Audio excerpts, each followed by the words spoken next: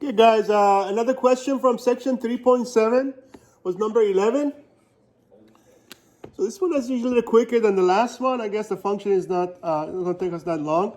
So I'm sure by now you know the three questions we have to answer here. So first of all, our demand function in this problem, Q, which is also d of x, is given to be involving an exponential function, 100 times e to the negative 0.25 times x.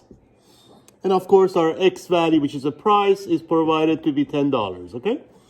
So again, same questions. The first question, of course, is to find the function we call the elasticity function, e of x. And again, as you know by now, to find e of x, of course, the formula is negative x times d prime of x all over d of x. Okay, so we're going to pause for a minute. Let's go find d prime first.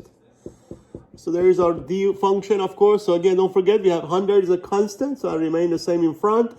And the root of e to any function, as I'm sure you remember from our chain rule, is e to the same function. And then times, don't forget the derivative of the function. Of course, the derivative of negative 0.25x is just negative 0.25. Okay?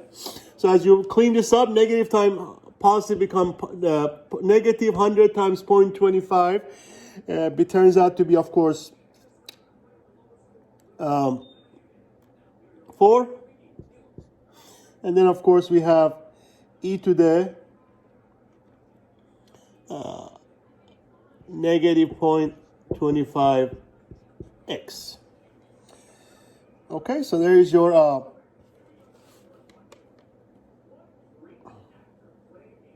0.25 times 100 is 25. Sorry about that. As you know, when you multiply by 100, it's going to move the decimal point 2 places in this case. So there's your derivative. So now we're ready for the e function, elasticity function. So e of x is negative. Actually, again, don't forget we had this negative also here that I forgot to put.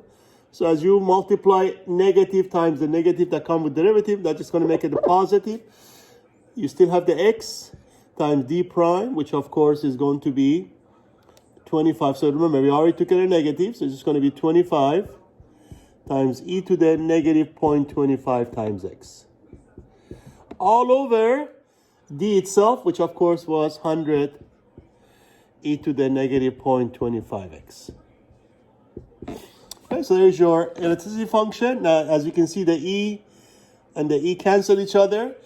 25 and over 100, so it leaves you with a 4 downstairs because 4 times 25 is 100.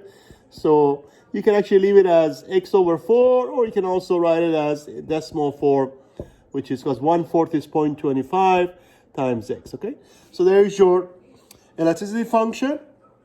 So now we're ready to, So now we're ready to find the evaluated at the level of $10. Okay, so I'm going to go ahead and take this one off, part A. So now we're ready for part B.